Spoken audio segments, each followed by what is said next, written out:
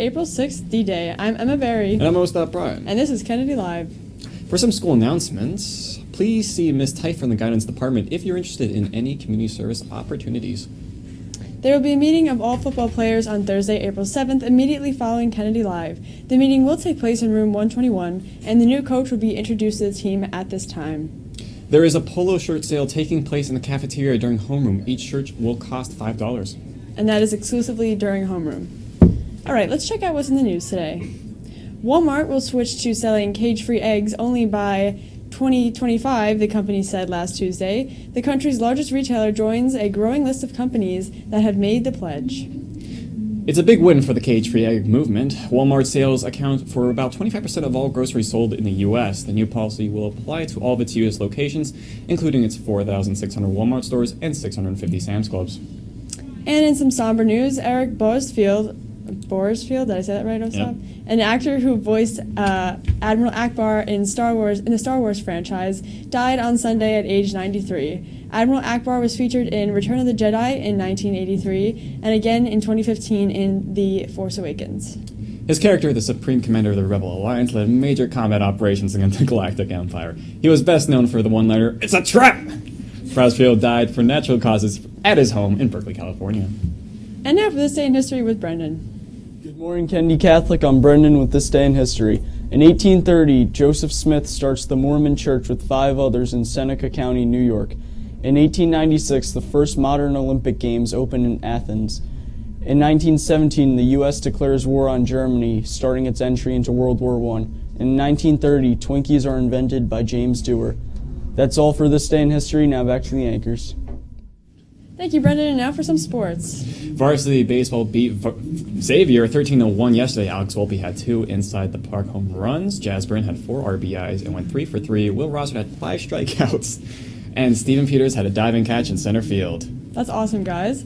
And the girls' varsity lacrosse beat Masters 11-7. Bree Traynor had 8 saves, and Hannah Callahan and Ali Cardesano were leading scorers. In pro baseball, the Yankees lost in their home opener to the Houston Astros 5-3. Ouch. The New York Mets beat the Kansas City Royals 2-0 off of a gem from North Syndergaard. Royals manager Ned Yost said, quote, "There is not a man on this earth I believe that could hit any of those pitches." Well, now we're going over to a movie review with Tomas. Good morning, Kennedy Catholic High School. Today on Righteous Reviews, we're going to be reviewing Batman v Superman. So let's get started.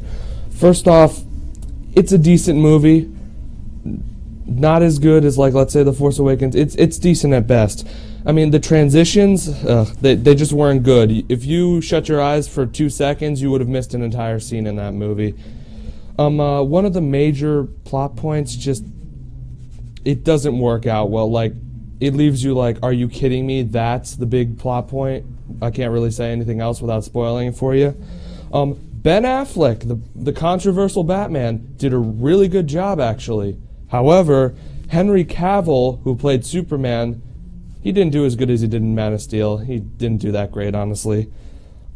Jesse Eisenberg playing Lex Luthor actually did a good job, although I think he would have been better suited for the role of, like, the Joker in Suicide Squad or something. The movie tries too hard to set up for the rest of the Justice League movies coming up, and then eventually Justice League in, like, 2019 or whatever.